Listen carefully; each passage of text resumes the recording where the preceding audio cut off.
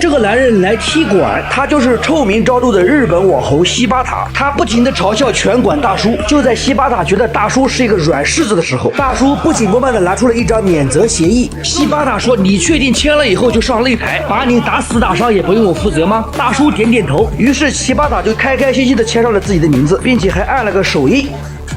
拳馆大叔叫竹原胜二，他是日本传奇拳王，也是动漫《第一神拳》樱村守的原型人物。虽然已经退役20多年，但是在拳击格斗界还是德高望重，就连朝仓未来都要找他练习拳法。但在几年前，因为得了癌症，加上连进5旬，所以说这个讨厌的网红西巴塔觉得自己可以轻而易举的击败他。但是大家千万不要小看这个网红，虽然看起来他像个跳梁小丑。我决定收回刚才那句话，因为他就是个跳梁小丑。虽然这个跳梁小丑看起来很二逼，但是由于自身身体素质非常好，而且招式也是阴损毒辣，所以经常在擂台上干翻对手，一波又一波的骚操作，也为他吸引了大量的粉丝关注。说起粉丝关注，小北哥每天给你们讲格斗故事，你关注小北哥了吗？西巴塔今天来踢馆，一方面是为了博眼球，另一方面他觉得自己是吃定了竹原大叔，一进人家拳馆的门就狂得不行，签完生死状，双方就走进擂台。你们都给我说实话，看到西巴塔这个贱样，你想不想打死他？西巴塔对裁判说：“等一下我下手太重，你要提前终止，要不然我会把这个老头打死。”好，现在比赛开始，网红西巴塔对阵竹原大叔。哇哦，西巴塔果然不按套路出牌啊，假装东张西望，然后一个前手拳偷袭。竹原大叔和这货打还是要小心一点。竹原后手拳被打了银击，我刚才说了，这家伙千万不要小看他，这家伙的实力绝对有。西巴塔后手拳，竹原侧闪迎击，精准命中。双方换拳，竹原被打中了一个后手拳啊！西巴塔后撤走位，双手拿下来挑衅。大叔很少出拳啊，如果出拳的话，命中率还是很高的，前后直拳都打中。西巴塔被打火了，上步一个摆拳打中竹原。西巴塔的攻击性特别强，既年轻体重又大，所以对竹原也造成了很大的威胁。西巴塔说：“你还行吗？你不行就认输吧，认输了少挨打。”大叔前手拳击服，这下感觉有效果，再来个后手拳。竹原开始加快进攻节奏，竹原的节奏很慢啊，但是打出去一拳是一拳，基本上每一拳只要打中就有效果。竹原前手侧去后直前摆，两拳精准命中，西巴塔直接被干翻。就这两拳啊，一般人都扛不住啊！现在裁判给西巴塔读秒，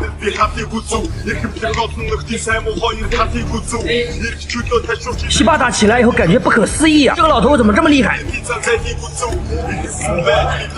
好，现在比赛继续。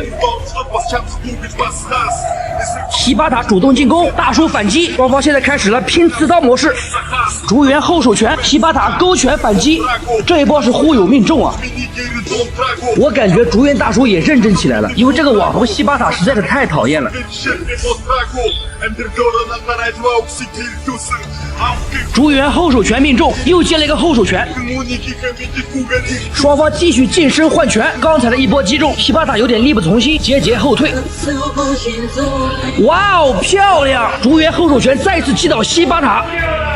西巴塔用自己的亲身经历，完美生动地阐述了什么叫做赛前有多嚣张，赛后就有多狼狈。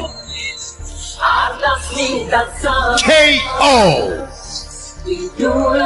尽管裁判在给他读秒，但是看样子西巴塔是再也爬不起来了。好，这里是小北格斗频道，看格斗故事，品百味人生。喜欢本期视频，记得点赞、评论、转发。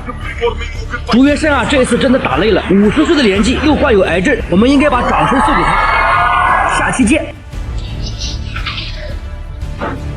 一群混混来踢馆，但是今天在馆里坐镇的是职业选手安保刘辉野。混混们陆续到达拳馆，有的人很懂礼貌，主动和安保握手，但是也有这种不知死活，走上来就把怒气值拉满，眼神里充满了挑衅。后面来的小混混也是接踵而至，人也是越来越多。那今天安保和他的徒弟任务非常的艰巨，要出手把小混混们一一击败。安保刘慧也已经绑好了绷带，在后面热身了。后面的混混也没有闲着，参加挑战的也是一个个都在绑手带。中间这个穿着背心、梳着中分头的，就是刚才进门的那个刺头小帅，他今天要第一个挑战安保刘慧野。从小帅的动作来看，也是练习过格斗的，可以打得出拳腿组合。小帅组合拳，安保刘慧野抱头防守是滴水不漏，感受一下对手的进攻力度，安保就开始了连续反击，一个前手击腹拳，小帅就被成功爆杆，倒地不起。你以为这就完了吗？千万别走开，小帅还是不服，爆杆拳到底有多疼？从小帅的面部表情也可以看得出。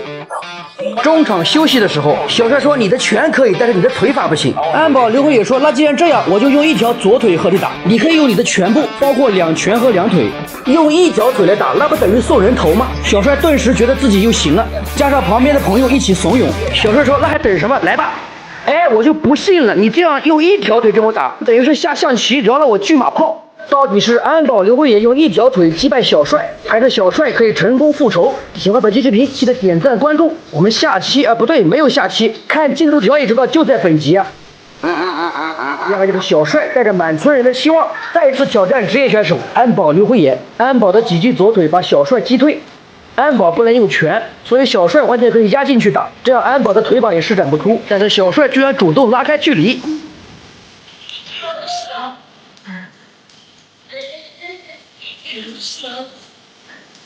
安保一个扫击击腹有效果，再来个底膝，小帅被打退。安保走到场地中央，让他缓一下，再来一个扫击，小帅被连续爆杆，把牙套都吐掉了。小帅现在只能缓一下，并且出现了干呕的症状。被多次击服以后，小帅还是没有放弃，继续和安保刘慧野打了起来。这也许是小帅全场唯一的高光时刻，但是连安保的毛都没有碰到。安保高扫上头，精准命中，越打越放松，底膝来一下。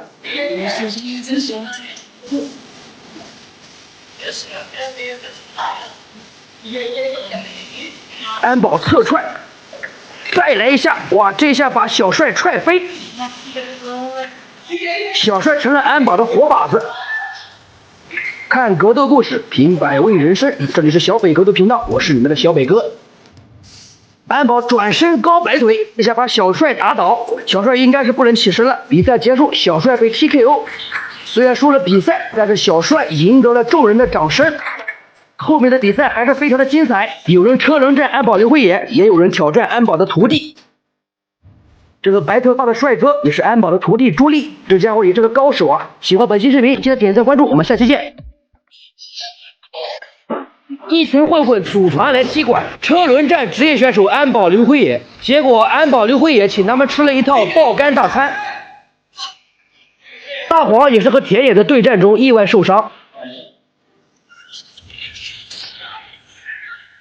那么还有最后一场比赛，90公斤的大壮对阵安保刘慧野的徒弟朱莉。说起这个长发帅哥朱莉，现在绝对也是明星级的格斗选手，前后打了很多场比赛，包括有职业赛，也会有机会带大家看一看他的比赛。朱莉的体重是60公斤，大壮有90多公斤，两者的体型相差特别大。面对这样的大块头，朱莉丝毫不怵，用自己灵活的步伐，可进可守，攻防兼备。朱莉前摆拳命中，哇，这一拳打得非常结实。朱莉近身连续勾拳，打完就后撤，避免和大壮拼拳。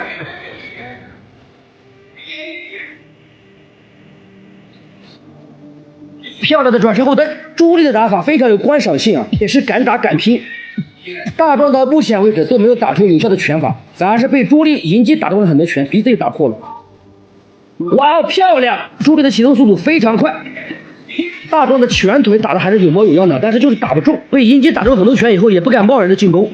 他这种打法就适合打架。朱莉接腿，但是没有扫倒，反而被大壮一拳打倒。这个体重的优势从这里就看出来了。但是朱莉也没什么事啊，瞬间就爬起来了，简单处理一下鼻子上的血，重新绑好护腿就开始战斗。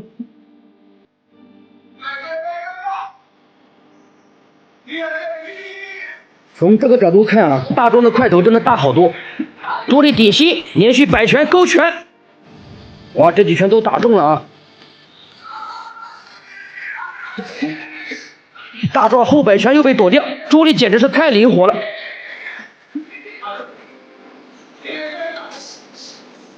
大壮再一次被打中，朱莉的拳头也很重啊，但是大壮的体重在这里，所以说到目前为止还没有把他 KO。由于大壮的鼻血流得太多，最终也是放弃了比赛。安保的大弟子朱莉最终以小博大赢下比赛。这一帮混混来踢馆，最终是以全败结束。关于大弟子朱莉的比赛，以后咱们有机会慢慢看。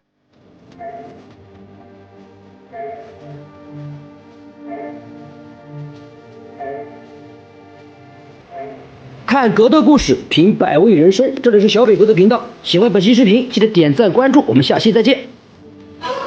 一群网红和混混组成的超级踢馆团来踢馆。今天坐镇在馆里的是职业选手安保刘辉野。安保刘辉野做梦也没有想到，眼前这个拿着摄像机的波兰人，居然成为他迄今为止遇到的最强踢馆者。这家伙的绰号叫波兰刺客，空击的水平也暴露出他的实力。一个波兰人居然成为了日本的格斗网红。刺客已经在后面做准备工作。我看这个身高臂展，应该和安保也是旗鼓相当。比赛规则2回合，每回合2分钟。好，那么接下来这场比赛，刺客挑战安保。比赛开始，双方都在小心的试探，谁都没有轻易进攻。安保前4拳打中，刺客2个前点假动作加后直。后直啊，这个刺客啊，真的有2把刷子啊！距离感可以看得出来，这家伙是个高手。双方开始了第一轮正面交锋。波兰刺客啊，这个绰号起的还是有点意思的。安保现在应该也是发现了他的实力，肯定要正视这个对手了。哇，刺客一个后手拳打中安保，今天安保刘辉也不会翻车吧？安保刘辉现在双手拿得很高，而且通过步伐来控制距离。安保前后直拳，哇，这2拳非常漂亮，打中了。第2拳打在刺客的耳根上，刺客中拳后又给安保反击了一个后手摆拳，双方换拳不吃亏。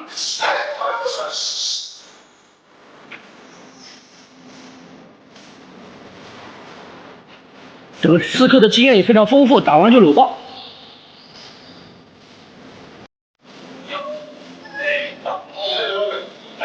双方再次换拳，大家觉得这个波兰刺客有没有职业的水平？我觉得应该是有了。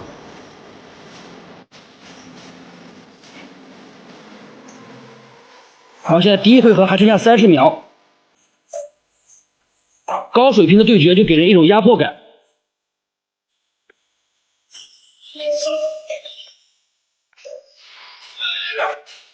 双方换了个前直拳，看起来是波兰刺客吃亏啊。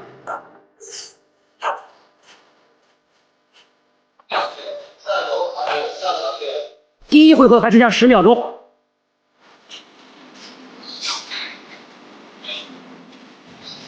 波兰刺客中了个后手拳，紧接着他又还了回去啊，而且一下还还他2个。好，现在第一回合时间到，兄弟们觉得第一回合谁赢？如果交给我判的话，我可能会判他们平局。双方稍作休息，现在就开始打第2场。好，大家不要着急，我们来看看这个 K1 冠军安保刘辉野到底会不会翻车。哇，安保这个前4拳啊，真的帅啊，又快又准。这回合应该双方的节奏会更快，特别是安保刘辉野。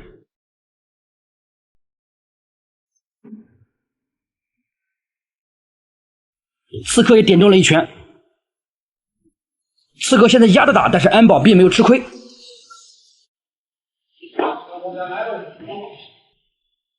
刺客的前手好像受伤了啊！等一下，我们来看一下慢动作，应该是安保的这一下把刺客的前手给打伤了。这一下打过实战的人应该都知道，经常会把这个手臂这里打伤。这个问题倒不是很大，可能2、3天就好了，但是当时是很疼的。大家看，波兰刺客的这个鼻子这一块已经被打红了。安保说还有1分多钟，还要不要打了？波兰刺客说那没事，那我前手就不用了吧。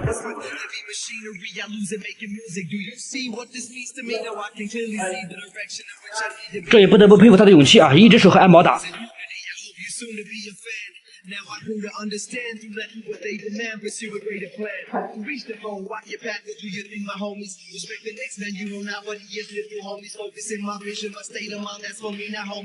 那么安保也不客气了啊！既然你上门挑战，吃点亏也正常。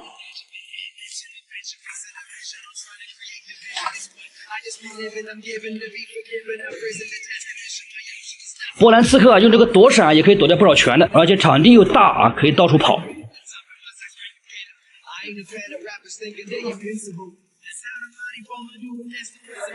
好，现在第二回合还剩下30秒钟。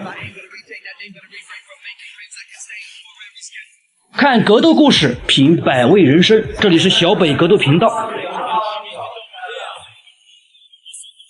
看得出来啊，安保也不打算把他打成什么样，毕竟对手只有一只手了，所以最后想想看还是算了啊，还是没有进攻，要不然这个最后30秒我觉得还是可以 KO 他的。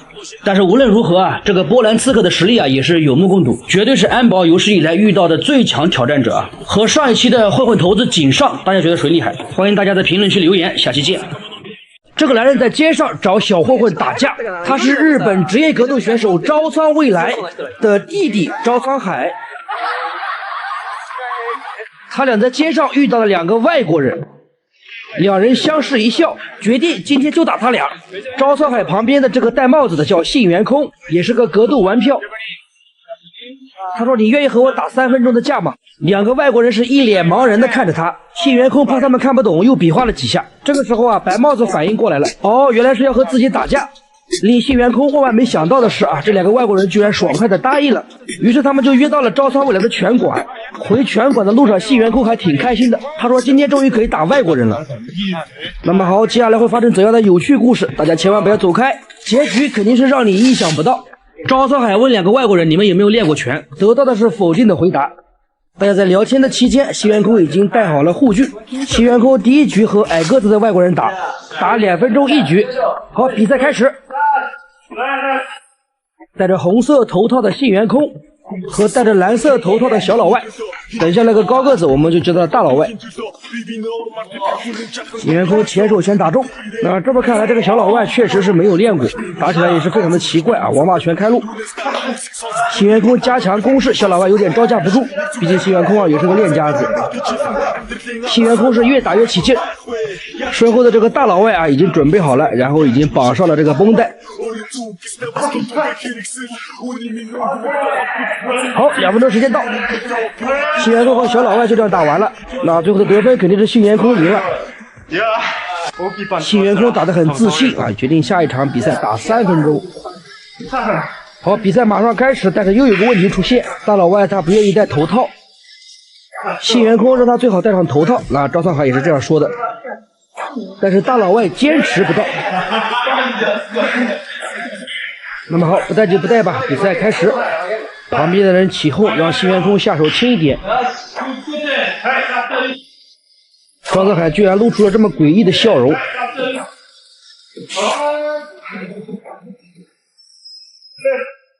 好，3分钟比赛开始。看起来大老外的这个动作很僵硬，但是信元空的每一拳都被大老外给拍掉了。大老外使出了王八拳，大老外一个前手拳把信元空打了个趔趄。信元空发起了猛烈的进攻，但是很可惜，连大老外的毛都没有碰到。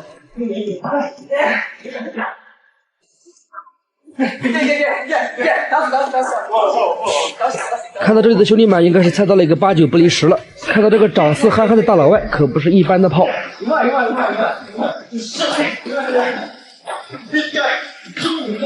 大老外前勾拳爆杆，信元空痛苦不已。但是信元空是不服啊，还是要干。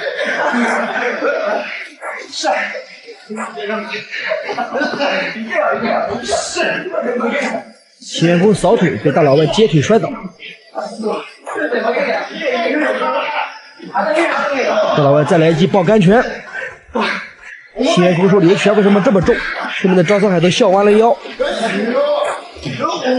再来个爆杆，信元空直接被打跪。信元空被打跪，朝仓海是笑跪了。信元空就是不信邪，怎么会有这么强的素人？看他动作确实没练过啊。又一个击腹拳，再次把信元空击倒。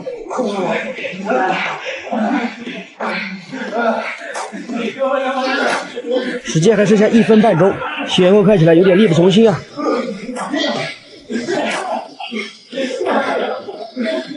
那这个时候这个大老外啊是陈星跟信元空的这个肚子过不去啊，连续的左右击服，继续打他肚子。大老外一直打肚子啊，最后赵少海都看不下去了啊，过来制止。那么最终这场比赛，信元空是被 TKO， 信元空宛如一个死狗一样躺在地下。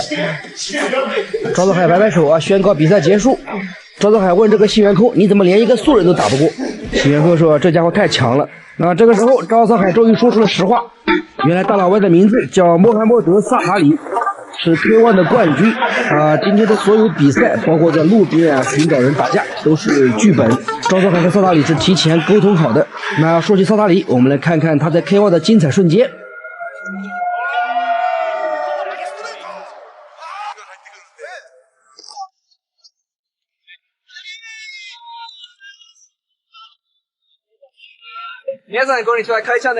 是赵少海和萨塔里提前在这个街边啊约定好，然后等待着信元空到来，最终是成功的整蛊到了信元空。信元空说啊，我都已经防住了这个肚子，但是还是被他的拳给打进来。后面的这个穿着黄色背心的小老外啊，是大老外这个萨塔里的陪练。这个陪练啊，我估计信元空都打不过。看格斗来小北格斗，这里是小北格斗频道，别忘了一键3连，我们下期再见。不要以为只有男人可以摔女人，只要技巧掌握好，女孩子也可以轻松制服男人。今天的格斗故事就是你们喜欢看的越南男女混合摔跤。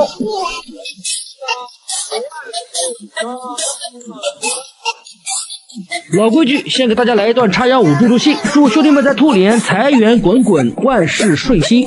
这个女孩子叫翠花，是实力拔升的摔跤能手。这个跳着魔性舞蹈的叫铁柱。铁柱今天是代表着自己村里的男性同胞，想给这个前任摔跤冠军翠花好好的上一课。好，现在舞蹈也跳完了，我们正式进入比赛。没有关注的点上关注，精彩的对抗在视频的后半段。规则很简单，谁被摔到双肩着地就输了，或者是摔完以后时间到了，谁的优势更大谁赢。大家从这个周围的观众的穿着也可以看出啊，基本上和我们的80、90年代的人穿的差不多。虽然说他们那边很贫穷啊，但是精神很富足。翠花屡次用手去拨弄铁柱的头，其主要的目的是分散对手的注意力，抬高重心，为自己的下潜做准备。翠花非常的稳健，铁柱是略显慌乱。铁柱下潜想抱翠花的小腿，但是没有成功。翠花的动作啊非常的快，前面的大多时间都在试探，接下来交锋开始了。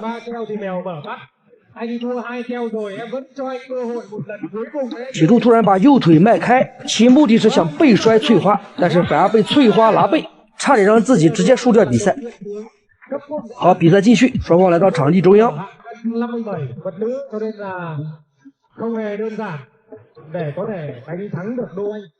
铁柱右手按住翠花的头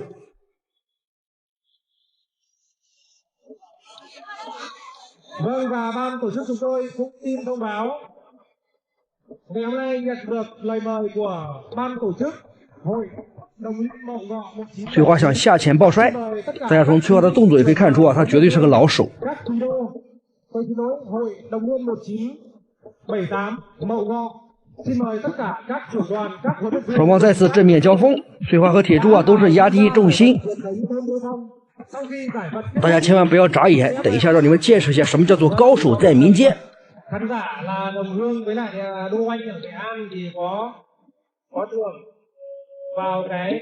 大家仔细看啊，翠花用右手拉住了铁柱的一个胳膊，突然发力，顺势拿背，然后接下来就是转换把位，用自己的右脚勾住铁柱的一个腿。翠花的每个动作都是有目的性的。翠花想把铁柱往后拉倒，那铁柱就想把重心往前倾。翠花是将计就计，直接腾空拿起铁柱的2个腿，让铁柱是双肩着地输掉比赛。那最终只能说是姜还是老的辣，翠花赢下比赛拿到了奖金。兄弟们，你们觉得你们能不能摔赢翠花？别忘了点赞关注，下期见。日本混混打架综艺 Breaking Down 第7季来了，本季度加入了女混混的元素。女混混的出现让这个综艺在全球范围迅速爆红，没有关注的点上关注，我们一集一集往后跟。赛前选拔，女混混们就已经迫不及待大打出手。前面几集我已经给大家更新了4场女混混的比赛，第7季的决赛在2月19号。那对于这些一言不合就大打出手的女混混，我们就等到决赛那一天，看看他们走上擂台到底有没有实力。相比于女混混打架，我更加期待安保刘慧野的参战。职业选手安保刘慧野是前 K1 的第4代冠军，安保的加入让招操未来也是非常的吃惊。赛前选拔的时候，我们都以为安保会和四田打一架。之前我们也讲过，四田和安保有一些小过节。四田是日本橄榄球运动员，体重达到了120公斤。他曾经和安保打过一架，当时戴的是大拳套，所以四田并没有把安保放在眼里。这一次四田来参加 Breaking Down， 安保就要过来打他。本来以为这件事情已经板上钉钉，但是后来发生了一些插曲。安保在本季度的对手将会在这个视频的结尾给大家公布。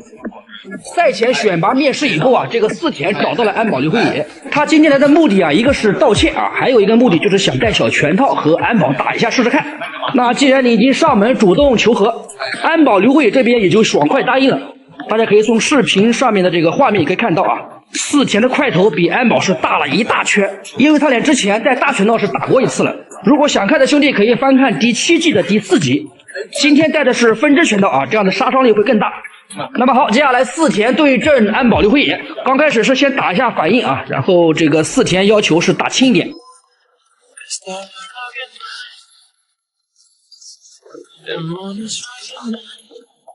安保的拳速腿速更快，四田是坦克式的打法。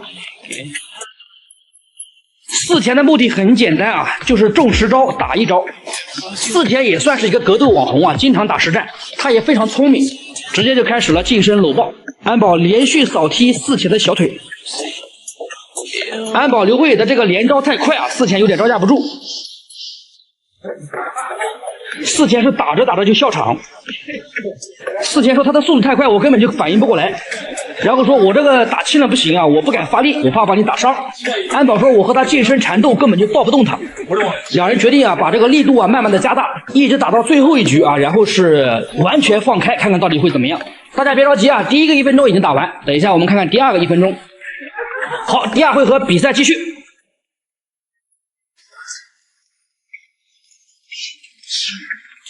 虽然说还是没有放开，但是比之前要重一点啊。安保控制距离啊有3个方法，一个是扫踢，一个是顶膝，还有个是前直拳。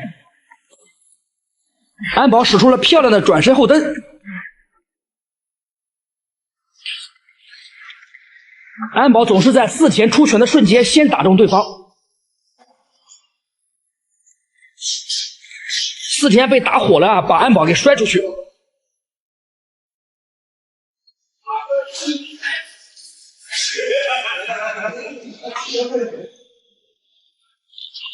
四田现在是挨拳也要往前压。哇哦，非常漂亮的换拳。凭借着长期的训练，安保刘慧野总会利用自己的肌肉记忆条件反射，躲掉对手重拳的同时还可以击中对手。那这也是我认为职业选手最厉害的地方。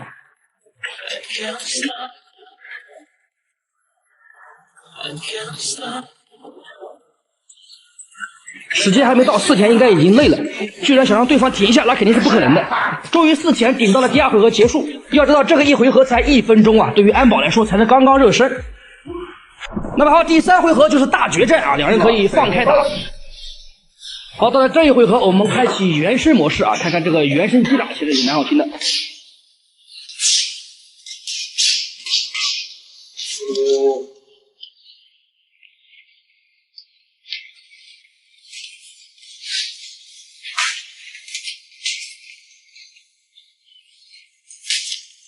四田的重拳啊打不中。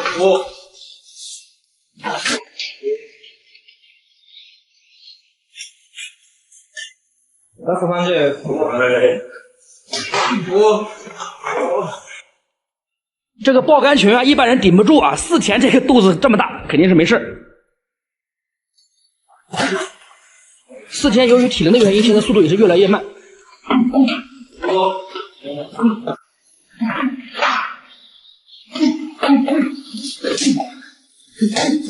哇哦，打得真帅啊！安保这个躲闪加反击，四田有个前摆拳扔中，中了一拳以后啊，安保刘慧也更加火了。安保一发力啊，这个拳打到四田的时候他也受不了。四田啊，200多斤没打退啊，我操！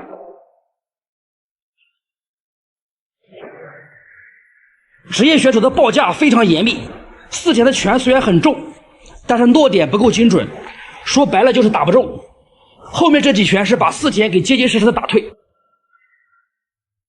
虽然说没有把4田给 KO， 但是确实给4田也造成了很大的威胁。好，3回合终于打完啊！4田这一次是真的是被打的是心服口服。4田说最后一波差点把我带走，安保说这个前手拳把我打得太痛。那这一波打的确实是非常的精彩啊，两个人是终于握手言和。